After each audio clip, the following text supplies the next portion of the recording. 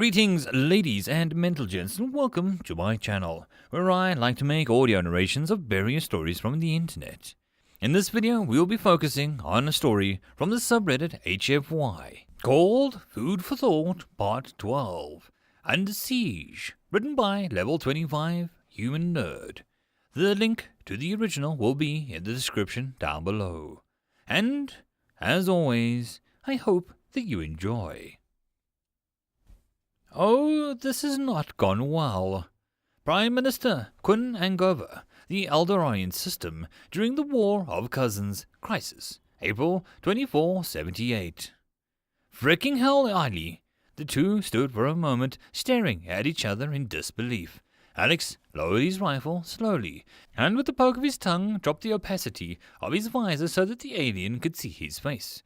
The Sabari smiled broadly with recognition and dropped the heavy rock, snapping into a firm salute. Dread Alpha, warm suns upon you. I thought us alone out here. I did not recognize you in that armor.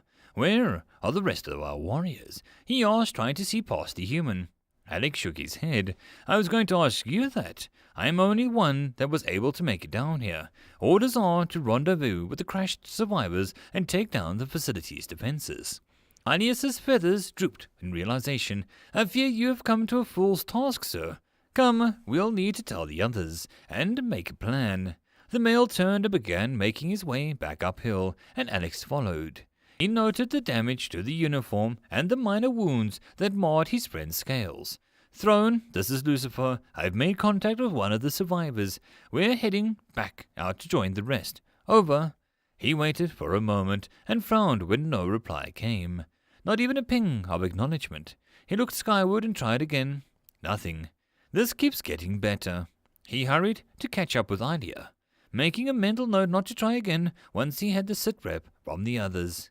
The pair wound their way up the hill slowly, doubling back more than once along the winding path, stopping abruptly to hop across deep cracks in the ground or skip across lines of boulders to confuse any hostile search parties. Alexander kept his focus on his friend up ahead as they travelled. He trusted the AI to keep an eye on the sensors for him, while he did his best to try and ignore the tremors in his fingers, silently thankful that he had turned down the control sensitivity back on the blood of many. Ilia gave a deep hiss, followed by a throaty growl, raising a claw and have Alex wait. After a moment he heard the same sound from up ahead, and the male gestured to follow. Over the ridge and around the boulder they came across a shallow cave in the rocks. Snetchel stood guard, and a wicked-looking war sword on his hip and a stubby forearm nestled in her arms. The two Sabari shared a greeting, the female tensing at the sight of the mechanized thing behind her comrade, and failing to contain a giant growl of warning. Ilia made his report quickly, and Snetchel's face lit up at the mention of the human. She had 1,000 questions to ask him. What was he wearing? How did he get here? Instead, she simply bowed her head in lieu of a proper salute as her hands were occupied. Alex, it is good to see you, my friend. I am glad that you and Ilia did not kill each other. You and me both, Snetchel. The others? Inside. One of the flyers died in the crash, as well as the Pack Alpha. Ancestors watch their path. Pack Beta Rekakrivs is wounded, but not seriously, and we were low on supplies. We only have 3 Tuskers, 2 have lost their warblades, and we only managed to salvage enough supplies for a day or 2. Alex gave a nod and patted her shoulder. I guess I'm the highest-ranking officer then. Thanks, Beta. Elia, go fill the others in, and I'm going to try and get us some more supplies. Then we're going to figure out how to get those defenses down for reinforcements. Elia nodded and hurried inside. Snetchel tilted her head and flicked her tail. We're taking the battle to the animals. We are. A pair of lion ships are coming to help us, but we need to get their shields and those cannons offline before they get here. I'm ready to die in battle as much as any warrior, Dread Alpha, but I mean no insult. It would be fools to fight to die on these fields for nothing. That's why we're not going to make a war. We're hunting beasts, right? Snetchel gave him a firm nod and turned her gaze to the perimeter as Alex made his way further up the hill. He tried again to report, but only got static. Alice, any chance we're being signal jammed? Likelihood of intentional disruption of communications is high. Great. Set the beacon to pulse. If you can set it to pulse Morse code, repeat message. 2 minutes pause between repetitions.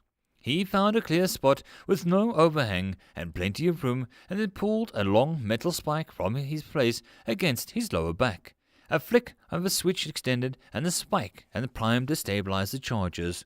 Once he got the ping from Alice that the programming was done, he drove the spike into the ground, deep. The charges firing spike cables into the 3-point pattern and winched taut to keep the beacon straight. Another button aimed the laser towards the Shazarad should it be in orbit and began the transmission. All right, let's see if this works. War Master, you will want to see this. Rakthalissa opened his eyes and growled. There was much that he had to think on, and he was not particularly tolerant of interruptions. He considered biting off the underling's face as an example, but something about the lesser male's posture caught his attention. Rising from his seat, the War Master of the clan, Sirasol, strode across the control room and peered down at the display that was directed to. The thermal sensors had picked something up. A rhythmic pulse of intense heat. Turning one of the external cameras showed a thin line shooting into space from a spot somewhere in the hills outside of the shield. I see. Watch this area closely and alert our brethren to prepare for another bombardment. Sister Hisk, send word to your friends to prepare the war machines for deployment. He commanded. The female in question gave a bow and hurried to do as she was ordered. The informality not lost on her and her companions. Hishtasol watched as her mate left with a hungry rumble in her throat before turning back to her work. There would be time enough for that later. Exart Walmar, this is Sister Hishtasol. Our enemies gather. The time has come to uphold your end of the bargain. There was a moment of pause before the rasping voice filtered through the rebreather replied, Understood. May the twin brothers smile upon us as we march forth to join the father in battle. What? A line cut out. Hisk shook her feathers. She did not like dealing with these children of Ares. She did not like dealing with any humans, but they provided her mate with the weapons and resources that he needed to begin his revolution. And since she was the one to make contact, it was her responsibility to herd them in the right directions. With her task done, she heard the first muffled thumps as the new bombardment began. With nothing better to do, she rose from her seat and slipped away to her private quarters. Her mate had much to worry about. Perhaps she could help ease his mind. Snetchel crept up onto the rise as the bombardment began in the distance, her frill quivering slightly in concern. She had seen what little effect the first attack had on the facility, and now that they struck again from orbit, her attention turned to the sleek, matte-grey warrior that had come to aid them. The visor had taken a mirror sheen, hiding his face. The markings and decals reminded her of the trophy walls of a home, the helm painted to resemble the open maw of some carnivorous creature. She took in the rank of the unit markings, both the human ones and the Dread Alpha mark, and that clearly had been added very recently. Dread Alpha, a word? She asked, pulling herself to join the armored human. In his suit, Alex stood at a foot or so taller than her, and she found it odd to look up at him for once. He almost seemed Sabari like this. Pack Beta, Alex replied with a nod, keeping his wire opaque. Sir, your revival has brought us hope, but you speak of an assault that, all spared, sir, we are unprepared for. The assault from orbit does nothing against the shields, and yet... She drifted off and gestured to the complex in the valley below. Valid points, Beta, and you're right. We are unprepared, but that's why I'm up here. Look. He nodded skywise as she turned her head to follow his gesture. The first she didn't see anything but a deepening blue-green. Then she saw it. A large black block fell from the sky. Modules bolted to the corners deploying clusters of cloth that slowed the descent until it was close enough to the ground to engage in maneuvering thrusters to touch down near where the beacon stood.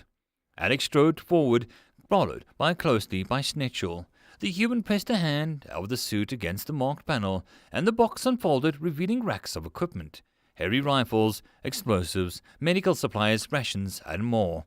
Everything that they would need to stage an attack on the facility. Snetchel gave a grin and took the chance to examine the weapons for herself, while Alex accessed a small data unit that had been included. The message from orbit was not good news. Communications either way until the facility was down, and the leader of the group was a lot more dangerous than they initially thought. Neutralizing him was no longer a personal favor to the shipmaster. It was the primary objective. Snetchel's voice rose up in an excited growl and tore Alex from his thoughts. When he turned to see what was going on, he saw Snetchel digging through the small crate as his tail flashing happily. Dread Alpha, they sent us more human food. End of Part 12. If you enjoyed this story and wish to support the author, the link is down below. If you would like to support this channel, there are numerous ways to do so. They will also be listed in the description down below. But the easiest way to help this channel is to share it, subscribe, and like. And, as always, I will see you all in the next video, and I hope that you have a good one. Cheers!